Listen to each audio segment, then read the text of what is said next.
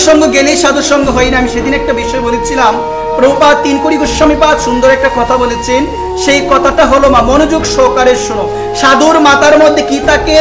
জটা থাকে। দেখবেন ওই জটার মধ্যে অনেক উকুন থাকে। উকুনের কোনোদিন শুনেছেন সাধুসঙ্গ হয় বা হরিভজন হয়? হয় না। তাহলে তো সে সাধুর সঙ্গে ছিল, সাধুর মাথার মধ্যে সে বিরাজমান ছিল, তার তো হরিভজন হয় না।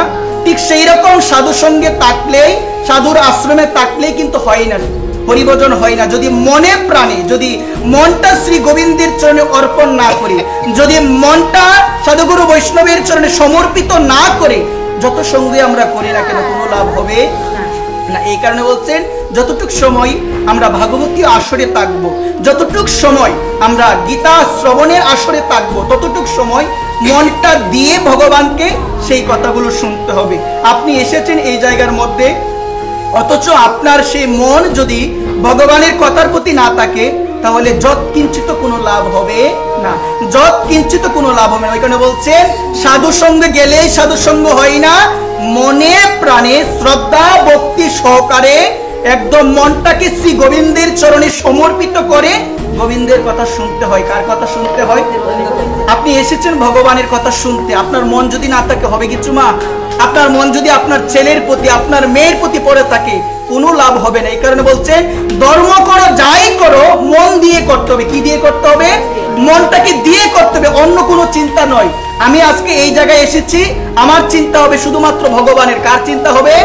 আপনি যদি মনে করেন যে এই জায়গায় আসার পরেও আপনার নানান ধরনের আজে বাজে কুচিন্তা যদি আপনার মনে আসে, তাহলে বুঝতে হবে ওই জায়গায় এসে আপনার কোনো লাভ হবে না। ওই জায়গায় এসে আপনার কোনো লাভ হবে না। এই কারণে সকল ভক্ত চরণে আমার এই নিবেদন, আপনি ঘরে থাকেন, আপনি যা কিছু করেন না কেন, একটা জিনিস মনে রাখবেন যে ভজিলে ভজন নয়, গুরু কৃপায় হলো সাধনের মূল। বংশীদাস বাবা বলছেন যে ভজিলে ভজন নয়, গুরু কৃপা সাধনের মূল। বৃন্দাবনের মধ্যে আমার তিন বাবা হলো প্রধান। এর মধ্যে একজন হলো বংশীদাস বাবাজি মহারাজ, একজন হলো জগন্নাথ দাস বাবাজি মহারাজ, একজন হলো আমার গৌর কিশোর দাস বাবাজি মহারাজ। এর মধ্যে আমার বংশী বাবা খুব সুন্দর কথা বলেছেন যে বজলে ভজন হয় না, বজিলে ভজন নয়। তুমি গুরুদেবের আদেশ নিলে না, গুরুদেবকে তুমি কোনো কিছু জিজ্ঞাসা করলে না, নিরামিষ নিয়েছো, যত কিছুই করো না কেন সাধন হবে না মা। বজিলেই ভজন নয়, গুরু কৃপায় হলো সাধনের মূল। একবার প্রেম। কোন কৃপা মা?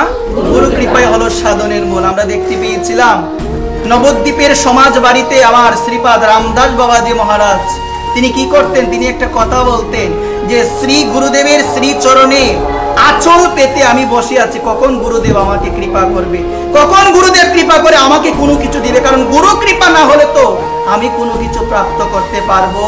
এই কারণে মা, যারা যথার্থ সাধক, তারা যথার্থ ভক্ত, তারা একটাই কথা বলে যে গুরু কৃপা বিনে কোনো কিছু হয় না মা।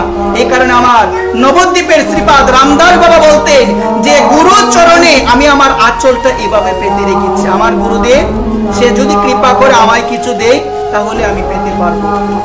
এই কারণে নিবেদন মা, গুরুদেবের সাথে সম্বন্ধ রাখতে হয়, গুরুদেবের সাথে সম্বন্ধ রাখতে হবে। গুরুদেব তোমাকে যে নির্দেশাবলী দিবে সেগুলো তোমাকে অক্ষর অক্ষরে পালন করতে হবে। যে আমার গুরুদেব বলেছে আমাকে মানতে হবে, এটা হচ্ছে গুরুর প্রতি বিশ্বাস। কার প্রতি বিশ্বাস মা?